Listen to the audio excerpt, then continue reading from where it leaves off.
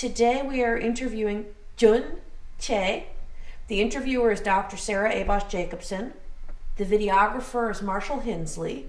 We're in Richardson, Texas, and it's April 15th, 2019. This interview is being conducted on behalf of the Dallas Holocaust Museum Center for Education and Tolerance. So talk about the Khmer coming to power, your experiences with them coming to power. And this is April of 1975? Yeah, in the 17. It's around 10 o'clock. In the morning or at night? In the morning. And what happened? At first we heard the radio say that Phnom Penh been took over by Khmer now. So they proclaimed that the victory, so they asked every city to lay down all the weapons. And suddenly, around 10 or 11 o'clock, I think, I start to see all the vehicle, the army come with the black uniform and yelling victory, victory in the city, and everybody, all the people in the town try to greet them and welcome them, and then suddenly later on they are disappointed, especially when that morning I ride my bicycle, and when I cross from bridge across the river in Battambang, when I cross that, there's a group of young Khmer come along and then ask everybody watch along the whoever come to welcome, and then when they see wear the good watch, they ask, can I have that? And you could not refuse it, you had to give it to them. And then some people don't give them the shot. And I suddenly, one young soldier come to me, give me the bike. So I had to give that bike to him. So he ride my bike to collect all the watch from the people. People kind of suddenly disappear right away, but they still could not get away because too many crowd, they had to have some watch give to them. Why do you think they wanted the watches? I think it's the most cool thing for them at that time, I think, because they never have watch for some reason. They not just take the watch, take the bike, take anything, the jeep, the car. You see, if they see, they take it, they sing it, they belong to them now. When they win, they sing everything belong to them. Can you describe the early Khmer soldiers that you saw? Were they young? Were they old? Were they thin? Were they fat? Were they Chinese? Were they Cambodian? Who were they? Most of them it's farmer. It's dark skin and young, very mean. They come with no education. I think it's all they know only one word. It's victory, victory. That everything belongs to Angkar. So they don't smile at us. And that day, everybody look mean. That's all I can say. When you say young, how young? uh, 13 years old, 14, the most maybe 20 years. But there's some mature group also, but they didn't go around killing people like that. Only the young people that do in that day. And Do they kill a lot of people that first day? I see only one in that day when one person refused to give the watch and then shoot it. When I come to my apartment,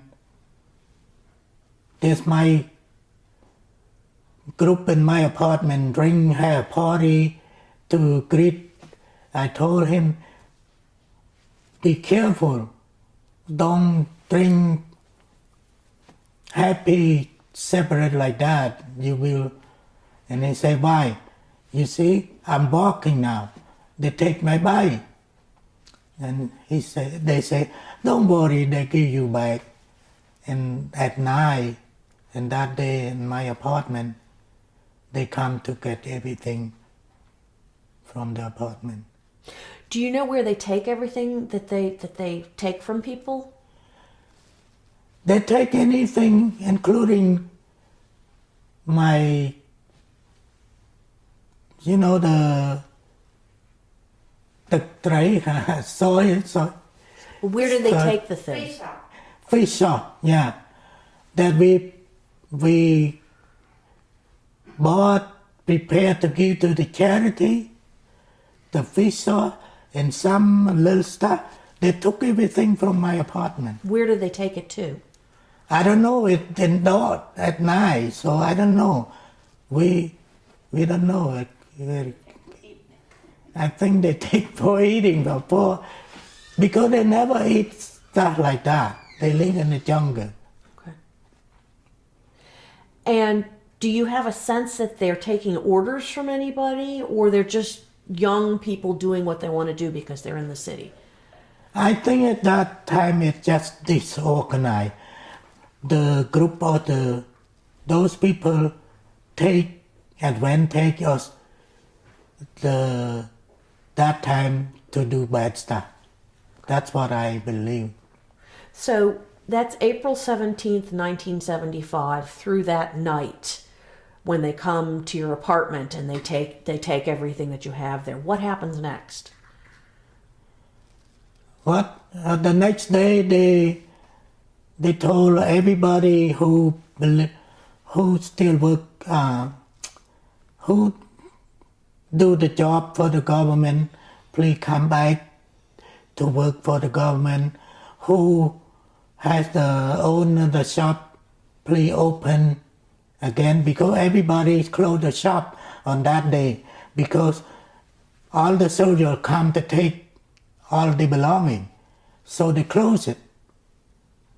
And the bank closed, all the function of the city shut down. So the radio announced, please reopen, but sell it at very low price. And all the government jobs need to be reopened and come to have a meeting. Who a soldier had to drop the weapon and come to one place. And so my boss, Sakana, and that morning come to get me to the government house in Battambang. They have a meeting there. But he come with his motorcycle to come to get me. When we passed the bridge, the same bridge that they take the watch, and there's one young soldier come and point the gun at my boss and took his motorcycle. He refused to give to them, but I said, be careful. I saw one person get killed because the watch did not give up. So he ended up give that motorcycle to them. And then we walk. We intend to go to the bank to draw all our money and go to the Thailand. But when we get there, the bank closed. So, but my boss, Sakana, he go to the coffee shop next to the bank.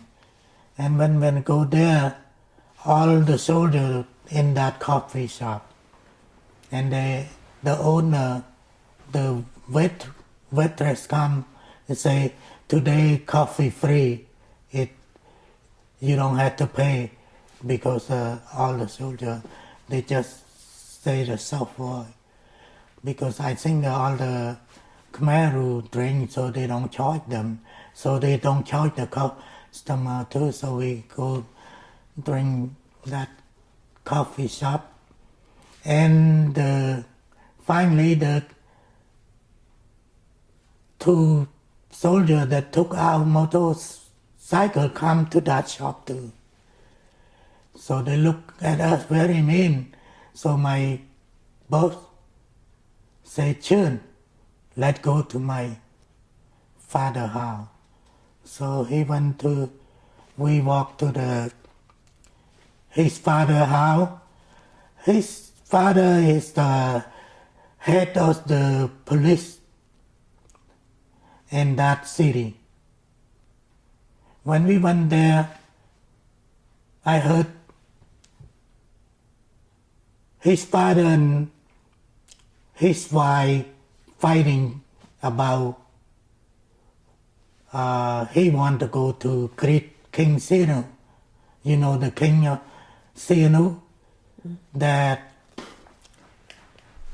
in the jungle that they believe. And he want to greet him.